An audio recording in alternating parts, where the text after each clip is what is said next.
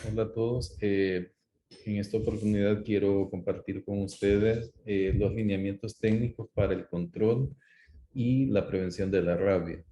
Nuestro país, El Salvador, ha sido un país muy exitoso en cuanto al control de la rabia, tanto en el ser humano como la rabia animal. Es por eso que no debemos de bajar la guardia con respecto a las acciones que debemos de continuar realizando. Dentro de las acciones para controlar la rabia está la vacunación animal, que va dirigida solamente a perros y gatos, que son los animales domésticos a los que se les puede aplicar vacunación antirrábica. Y también está contemplado los lineamientos para la clasificación de las mordeduras y según el grado de severidad, eh, aplicar o no aplicar vacunación, aplicar o no aplicar suero antirrábico. Entonces, durante el desarrollo de esta presentación, iremos viendo algunos conceptos que son básicos, que son claves, que son fundamentales. Muchas de las dudas del personal de salud es las circunstancias en que se da a veces la agresión, es decir, cuando la persona es mordida, no saben si clasificar como leve o como grave, según la condición del animal agresor, según la especie también. Vamos a ver para qué animales silvestres sí está indicada la vacunación y en qué casos no se va a realizar vacunación. Otra de las acciones que se mantienen para eh, el control y la prevención de la rabia, también podemos mencionar la vigilancia que se hace con respecto al envío de las muestras de perros y gatos que ya han fallecido, ¿verdad? Se mandan las muestras a estudio para identificar los cuerpos de Negri, ¿verdad? Todo esto se hace en el Laboratorio Nacional de Referencia, que es ahí donde se envían las muestras. Entonces, bueno, sin más preámbulo, vamos a continuar. Tenemos como objetivo general en nuestros lineamientos proporcionar las disposiciones para la implementación de las medidas de prevención y control de los animales causantes de la exposición al virus de la rabia, establecer los criterios y procedimientos técnicos necesarios para el abordaje integral de la rabia y dentro de los objetivos específicos, establecer los procedimientos para la aplicación de la vacuna antirrábica humana de cultivo celular, definir la atención del paciente expuesto al virus de la rabia en los establecimientos del Sistema Nacional de Salud, definir las acciones preventivas y control a realizar en el animal causante de la exposición al virus. Y como número 4, establecer los mecanismos de monitoreo y evaluación del abordaje del paciente expuesto y al animal causante de la exposición.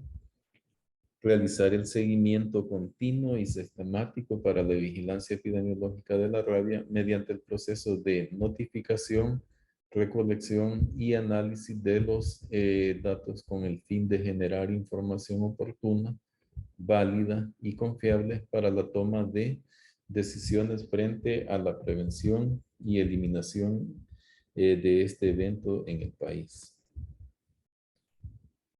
En cuanto a la situación actual de la rabia, es considerada una zoonosis viral que afecta a todos los mamíferos, sean estos domésticos o salvajes, inclusive al hombre, y se transmite a través del contacto con la saliva infectada por medio de mordeduras o arañazos. En El Salvador, desde el año 2009, no se reportan casos de rabia en humanos. Esto es algo muy positivo para nuestro país, debido a que en otros países es frecuente que hayan defunciones debido a esta enfermedad zoonótica. El número de exposiciones al virus se mantiene en promedio anual de 25,000, de las cuales el 90% son ocasionadas por perros. Este es un dato muy interesante.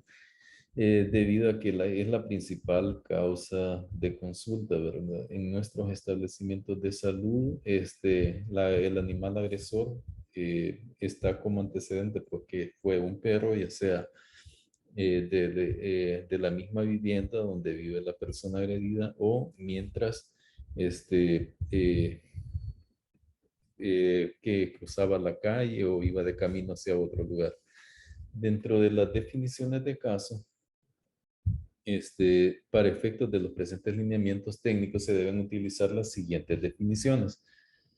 Caso sospechoso de rabia humana es persona de cualquier edad y sexo que presente cefalea, fiebre, dolor radial en los sitios de la agresión, angustia, parestesia, hidrofobia, aerofobia, fotofobia, cialorrea, delirio, convulsiones y muerte con o sin antecedente claro de mordedura, lamedura o rasguño de animal transmisor de rabia.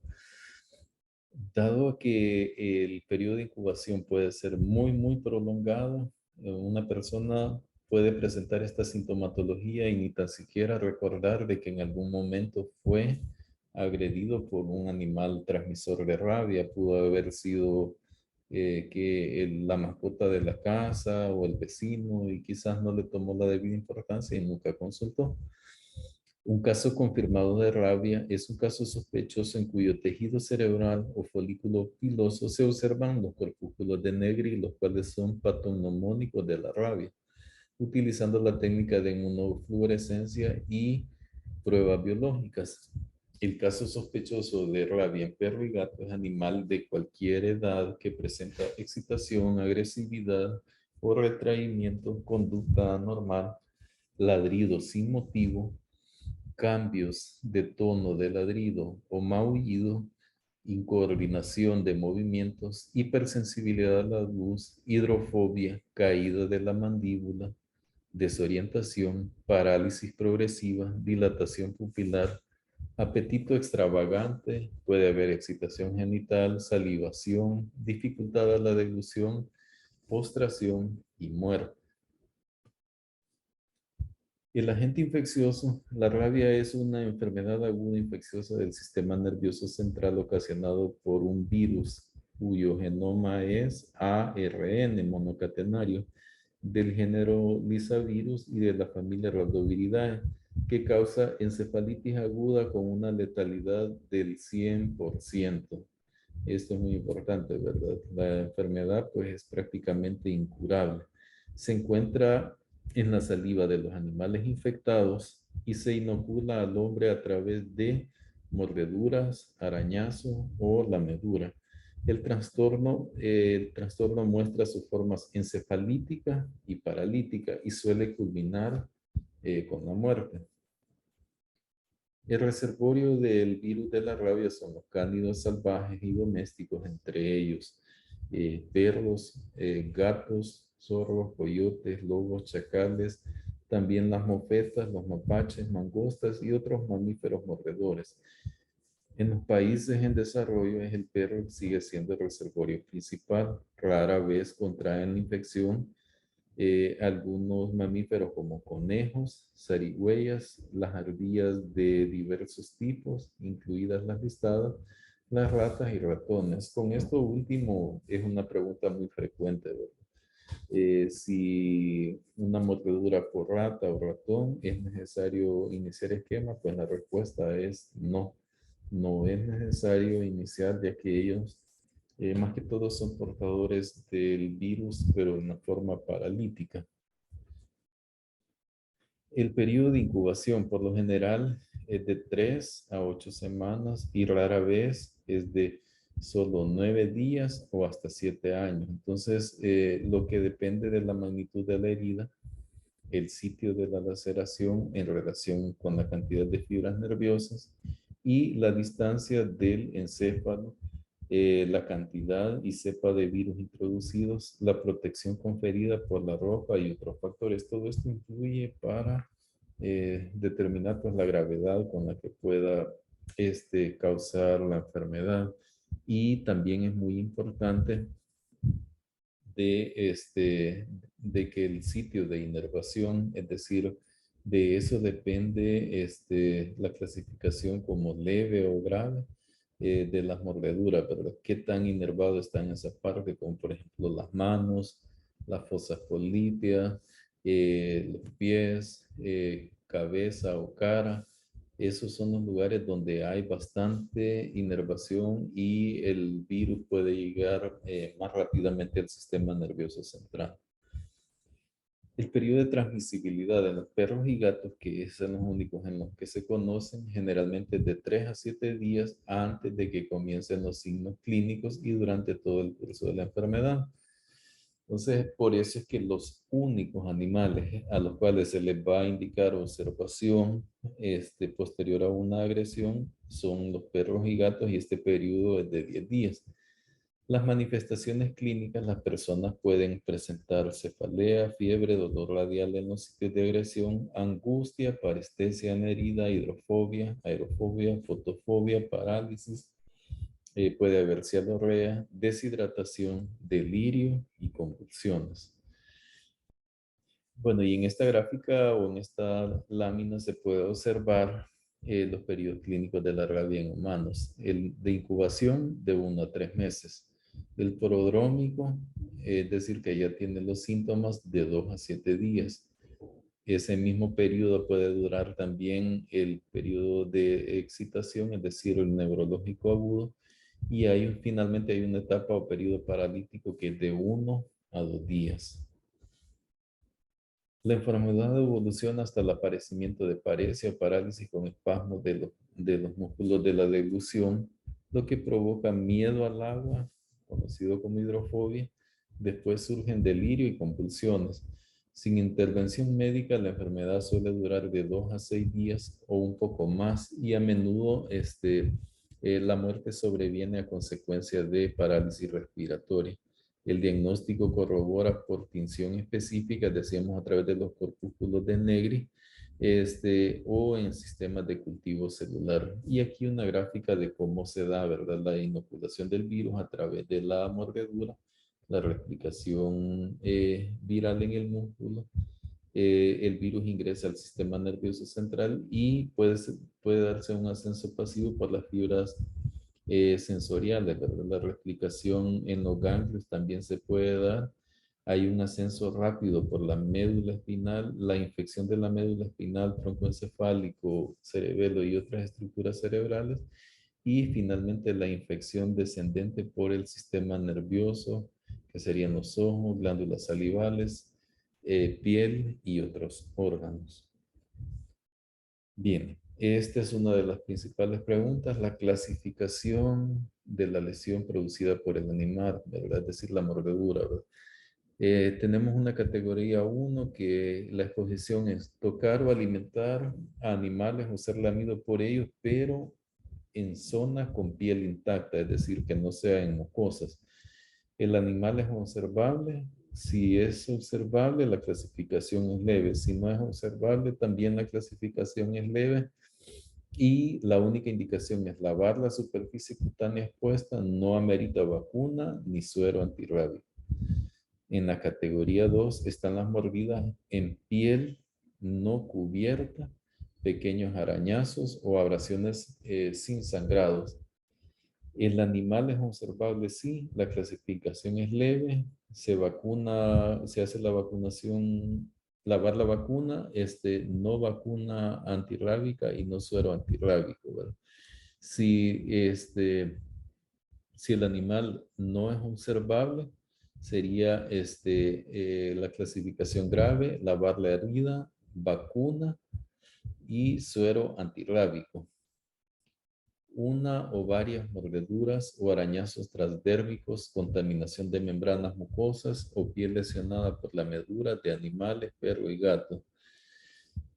El animal es observable, sí, grave de acuerdo a la extensión, localización y profundidad de la lesión. Sabemos de que muchas personas consultan incluso hasta con abulsión de tejidos. Lo que se indica es lavar la herida, el suero antirrábico y vacuna antirrábica según observación del animal. La categoría 3, en caso que el animal no sea observable, cualquier contacto con la saliva del animal por mordedura, lamedura, arañazo transdérmico o mucoso, si el animal, ya dijimos, no es observable, desde ya la clasificación va a ser grave, lavar la herida, suero antirrábico y esquema completo de vacunación antirrábica con 4 dosis. Esto es muy importante hacer énfasis en que solamente son 4 dosis. Antes eran 5 dosis, ya desde hace más o menos 2 años son 4 dosis y a la hora de realizar los pedidos es importante que lo hagan con esa cantidad de dosis. El manejo inicial en caso de agresiones de animal transmisor de rabia, primero pues la atención de la herida, realizar un lavado enérgico con abundante agua y jabón antiséptico durante un periodo mínimo de 10 minutos. Esta medida debe de llevarse a cabo lo más rápido posible. Entonces, cuando se hagan acciones de promoción de la salud, es importante hacer énfasis en eh, que el lavado de la herida o el sitio de agresión debe ser lo más rápido posible. Evitar la pérdida de sangre o referir a un establecimiento de mayor complejidad si las lesiones ponen en peligro la vida. Aplicación de vacuna TD, es decir, contra tétano y difteria. Si no hay antecedente de vacunación antitetánica, aplicar inmunoglobulina antitetánica homóloga 250 unidades y referir al hospital de segundo o tercer nivel. Bueno, para el tratamiento antibiótico, de primera elección las sulfas, segunda elección los macrólidos, primera elección el trimethoprim sulfa, la presentación de 160 sobre 800, una tableta cada 12 horas por 10 días. Si es presentación pediátrica, debe ser 40 de trimethoprim sobre 200 de sulfamethoxazol y calcular 10 miligramos por kilo día en base al trimethoprim y debe de ser cada 12 horas por 10 días. La claritromicina, una tableta cada 12 horas por 10 días y la dosis pediátrica 15 miligramos kilo día por cada 12 horas por 10 días. Si es alérgico a los macrólidos y las sulfas, tenemos como otras alternativas la doxiciclina, tenemos la presentación en cápsulas que es de 100 miligramos y en suspensión 50 miligramos en 5 ml. En adultos 200 miligramos al día, 100 miligramos cada 12 y en niños se debe calcular a 4 miligramos kilo día. También podemos utilizar la dicloxacilina, la clindamicina son buenas alternativas, pero los primeros dos, pues prácticamente siempre los tenemos en el primer nivel de tensión, como son las sulfas y los macrólidos. El suero antirrábico homólogo. Para el tratamiento con suero antirrábico se deben tomar en cuenta las siguientes consideraciones. El fundamento de la presión del suero es la transferencia pasiva de anticuerpos que confieren protección inmediata mientras el organismo genera sus propios anticuerpos. Esto más que todo decíamos que es para las mordeduras clasificadas como graves. Si el paciente completó el esquema de suero antirrábico más vacunación, en exposiciones posteriores se aplicará únicamente el esquema de vacunación antirrábico sin suero antirrábico. De preferencia, se deben administrar simultáneamente con la aplicación de la vacuna antirrábica y en los tejidos circundantes a a la zona de la herida. No debe administrarse el suero antirrábico en la misma jeringa de la vacuna ni en el mismo sitio anatómico de su aplicación. En el caso de las lesiones de difícil acceso, el tratamiento debe realizarse según lo permite el daño de los tejidos, a excepción de las lesiones a nivel ocular, boca, lengua, genital, donde se debe aplicar a discreción. La dosis a utilizar del suero antirrábico es de 20 unidades internacionales por kilo de peso de suero antirrábico para todos los grupos de edad en niños con peso mayor de 20 kilos y adultos mayores de 29 kilos de peso. La aplicación del suero debe realizarse de manera fraccionada. La dosis máxima a aplicar de suero antirrábico es de 15 ml. Si el establecimiento de salud no dispone de suero antirrábico, al inicio del tratamiento, el médico tratante deberá iniciar el tratamiento con el esquema de vacunación de 4 dosis. Se deberá gestionar el suero antirrábico y esto que voy a mencionar es sumamente importante. El suero antirrábico puede aplicarse hasta 7 días posteriores al inicio del esquema de vacunación. Nunca se debe aplicar después de la tercera dosis de vacuna. Sabemos que la dosis de la vacuna va a ser el día 0, 3, 7 y el día 14. Y ahí se cumplen las 4 dosis. Entonces, posterior al séptimo día, ya no genera ningún tipo de beneficio la aplicación del suero antirrábico. Bueno, la vacuna antirrábica de cultivo celular, la indicación de la aplicación de la vacuna se debe realizar según la gravedad de la lesión, las condiciones del animal causante de la exposición y las condiciones en que se llevó a cabo el accidente. En caso de estar indicada la aplicación de la vacuna, la primera dosis debe aplicarse a la mayor brevedad posible. Debe aplicarse el esquema de vacunación intramuscular en 4 dosis, el día 0, que es el día de la consulta. De ahí, a partir de ahí comenzamos a contar y la siguiente sería a las 72 horas, luego al séptimo día, es decir, si consultó el lunes de la siguiente semana, y de ahí la próxima que sería el día 14, es decir, en la siguiente semana. La vacuna debe administrarse por vía intramuscular en el deltoides. En los pacientes lactantes menores de 1 año de edad debe utilizarse la región del muslo cara anterolateral del tercio medio. Si en el establecimiento de salud no se dispone de suero o vacuna antirrábica y la lesión se clasifica como grave, el director del establecimiento debe gestionar el biológico según los canales respectivos para su obtención y aplicación de la dosis. Acá es una estrecha coordinación el director del establecimiento con la enfermera que lleva el programa de vacuna.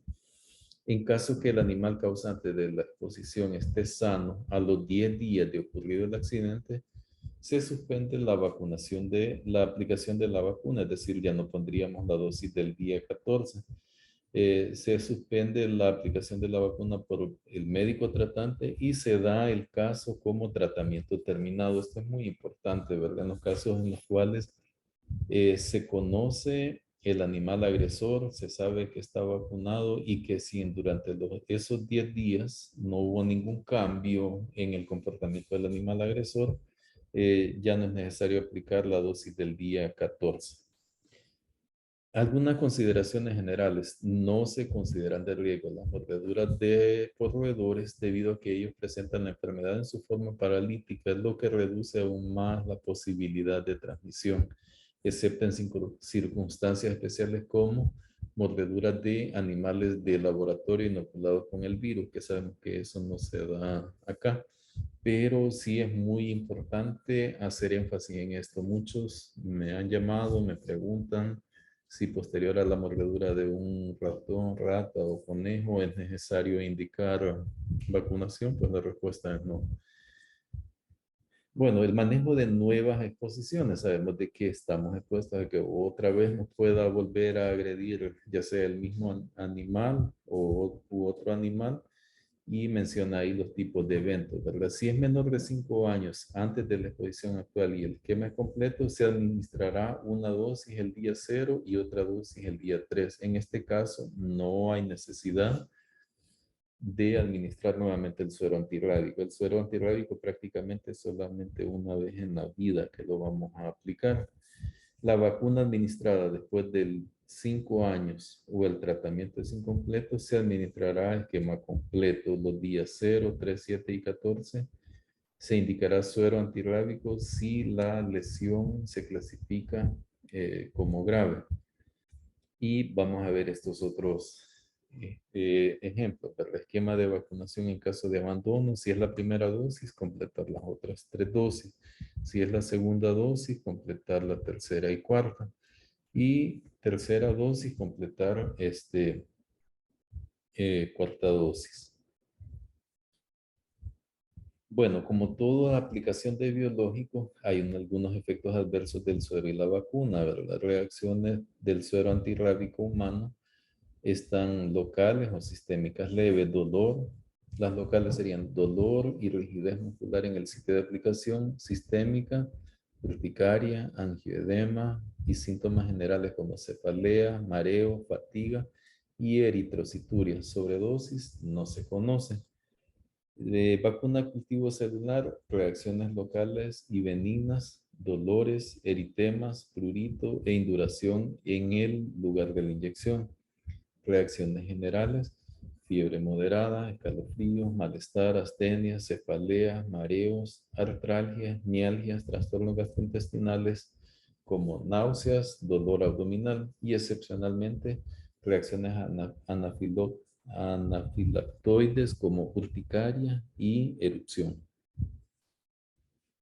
Acciones a realizar en el animal causante de la exposición. Todo animal causante de la exposición, que los únicos van a ser perro y gato, deberá ser observado durante un periodo de 10 días a partir de la agresión, para lo cual el inspector de salud ambiental o promotor de salud del establecimiento debe realizar como mínimo en esos 10 días 3 visitas. El propietario del animal agresor debe informar cualquier comportamiento anormal observado. En caso de fallecer el animal agresor, el inspector de saneamiento ambiental debe realizar un corte de cabeza y enviar a estudio al Laboratorio Nacional de Referencia. Esto es algo que ya los inspectores de saneamiento ambiental saben cómo realizarlo y saben que lo deben de realizar. La notificación de casos. Si se registra un paciente expuesto a riesgo de la rabia, el médico tratante debe llenar completamente y correctamente la historia clínica de personas expuestas a riesgo de la rabia, que es el anexo 1, ya lo veremos más adelante. Entregar dicha hoja al área de saneamiento o enfermería del nivel local para que realicen la observación del perro o gato, ¿verdad? La observación del perro o gato solamente es por promotor de salud e inspector. De enfermería es quien capta la hoja y la entrega a esta disciplina. Bueno, la cual al momento de finalizarla debe regresar al expediente clínico del paciente y conservar copia del mismo en el área de saneamiento. Entonces, desde que una persona consulta, esta hojita ya entra a formar parte del expediente clínico. La vigilancia virológica: se deben tomar muestras de la persona o animal con sospecha de padecer la enfermedad y se le deben de realizar pruebas haciendo uso del formulario para solicitar el examen por enfermedad de objeto de vigilancia sanitaria, que es el anexo 2, a través del cual se solicitará la realización de las siguientes pruebas. Diagnóstico de inmunofluorescencia. En humanos se puede realizar antemortem, en folículo piloso y postmortem en el cerebro. En los animales únicamente postmortem. Prueba biológica se realiza cuando el resultado del diagnóstico por inmunofluorescencia es negativo. Y el envío de muestras: se deben remitir las muestras al Laboratorio Nacional de Referencia para confirmar y vigilar la presencia de enfermedad en el área geográfica de influencia de la unidad de salud, llenándose el formulario de solicitud de diagnóstico anexo 3, y estas deben corresponder a lo siguiente: todos los animales causantes de la exposición humana que hayan fallecido durante la observación, otras especies de animales de interés económico, como los bovinos, ovinos, caprinos, porcinos, equinos, entre otras, las cuales deben ser enviadas al Ministerio de Agricultura y Ganadería. Cuando los especímenes son pequeños, como murciélagos, ratones, cachorros de gato, perros, deben ser enviados completos. La toma y envío de la muestra debe realizarse de acuerdo al manual de toma, manejo y envío de muestras del laboratorio del MinSal. El control de foco rábico. La investigación epidemiológica del caso sospechoso o confirmado de rabia. La distancia a cubrir depende de la investigación, la cual puede abarcar hasta 5 kilómetros en el área urbana y 15 kilómetros en el área rural. Ubicar geográficamente los casos sospechosos de rabia humana y animal para su seguimiento epidemiológico con georreferenciación del caso, mapeo del mismo y avances del control. Durante un control de foco rábico, que hace mucho tiempo no se realiza, Es un área bastante grande a cubrir, implica volver a vacunar a los animales domésticos como perros y gatos y hacer una ruta crítica, es decir, por los lugares en que pudo haber transitado el animal y si realizó la agresión a otros animales domésticos. También se debe hacer identificación de todas las personas contacto con el caso derivando a las personas expuestas a la unidad comunitaria para su atención médica, es decir, si fueron agredidos por este animal con sintomatología. Identificación de contactos animales agredidos. Menciona acá lastimosamente que la acción es eliminar a los perros y gatos agredidos por el animal rabioso que no se encuentren vacunados en los últimos 12 meses. También se deben identificar refugios de quirópteros, los cuales deben ser colocados en un mapa para determinar el riesgo en que se encuentra la población. La vacunación de perros y gatos debe realizarse casa a casa.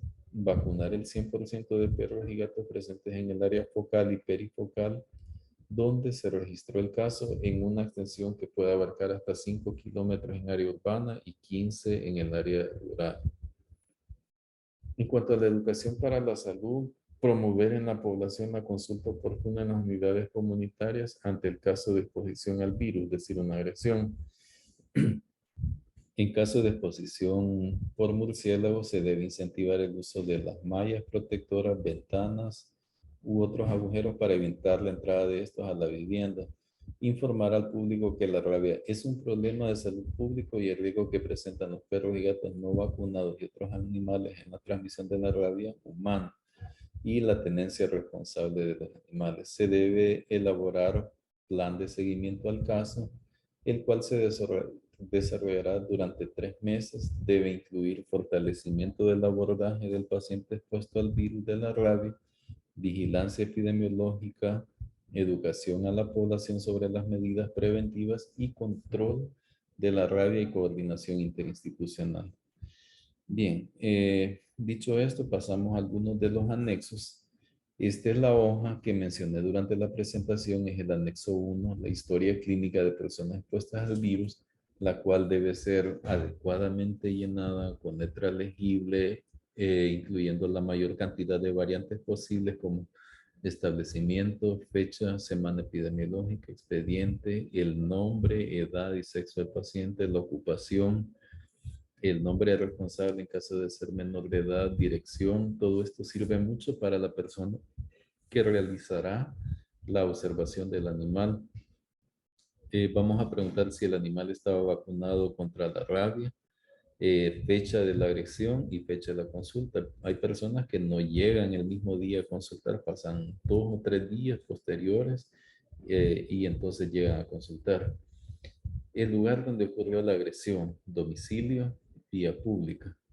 Exposición al virus por medio de, puede ser contacto, mordedura, lamedura, rasguño, la ubicación anatómica y de esto vamos a clasificar como leve y grave, ¿verdad? Entonces de ahí pregunta algunas condiciones del animal agresor, si era perro, gato o fue un animal silvestre, si el perro o gato es conocido, si estaba vacunado y la condición, ¿verdad?, del animal. Puede ser de que la persona que fue agredida por enojo pudo haber matado al animal y definitivamente desde ahí ya se va a clasificar como grave.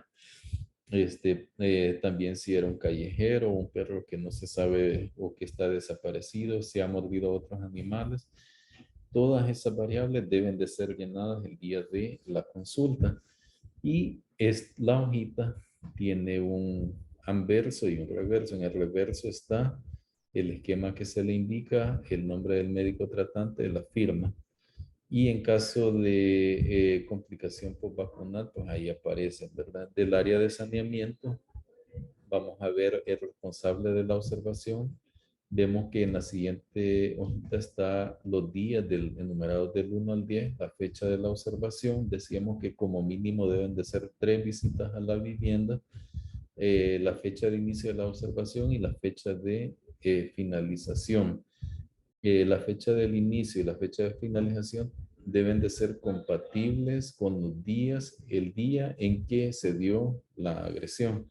Y como decíamos, esta hojita posteriormente a finalizados estos 10 días, esta hoja debe de ser enviada al expediente clínico para revisión de que sí se está cumpliendo esa indicación de que pasa posteriormente al expediente clínico.